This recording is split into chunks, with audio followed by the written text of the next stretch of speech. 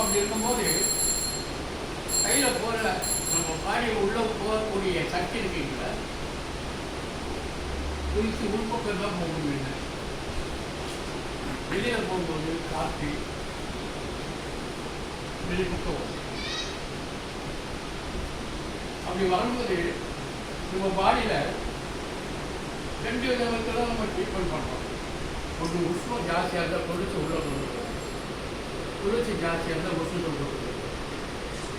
வேறு ஒன்றுமே கிடையாது. அதுதான் எல்லா மருத்துவத்திலும் அதுதான். ஆங்கிலம் எல்லா மருத்துவத்திலையும் 2 இருக்குதான். மருத்துவம் கூட பாருங்க, மேலே ஹை பல்ஸ் லோ பல்ஸ்.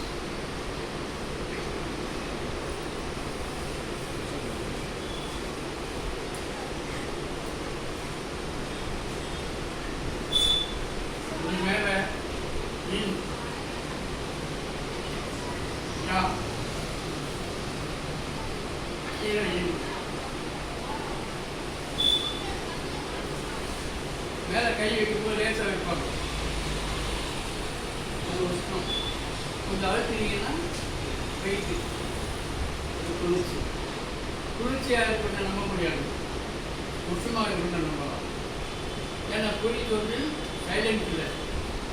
ரூமுக்கு பண்ணுறாங்க, அவ்வளோ நம்பலாம். கம்முன்னு பார்த்துருக்காங்க, அவ்வளோ நம்பலாம். அப்படியே போயிட்டேன். அதனால் உடம்பு எப்பவுமே குளிர்ச்சியாக இருக்கக்கூடாது. எவ்வளோக்கு அது கூடாதுன்னு அவ்வளோ.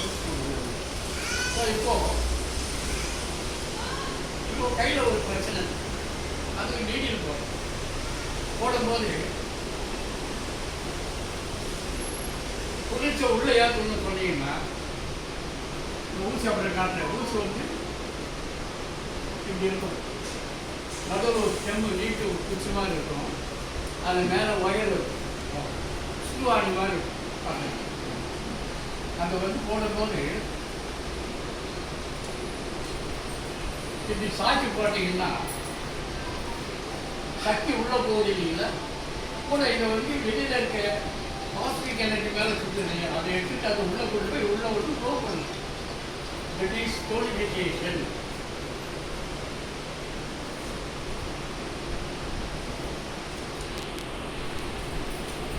டோனிஃபிகேஷன்னா கூட கூட்டுது. அப்போ சக்தியை மேலே ஏற்றுறோம். இப்போ சக்தியை குறைக்கணும் நம்ம. அப்போ எப்படி போகுதுன்னு சொன்னீங்கன்னா அதே நேரத்தில் அதே ஊசியை இதே வாழ்ந்துதான் போட்டிக்கலாம். இது எதிர்மறையில் இதை குறைக்குது. இது சடேஷன்.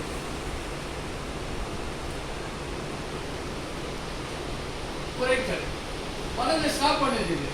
போக கூட அனுப்புது. கூட அனுப்பும்போது ஒரு பொண்ணை சக்தி உள்ள அனுப்புது. இந்த சக்தியை குறைக்குது.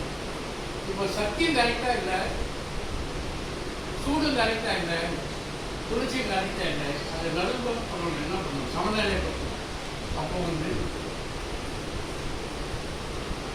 ஊசியை நேராக செங்குத்தாக போட்டிங்கன்னா அது செக்குலேஷன் சமநிலைக்கு கொண்டு போகும்.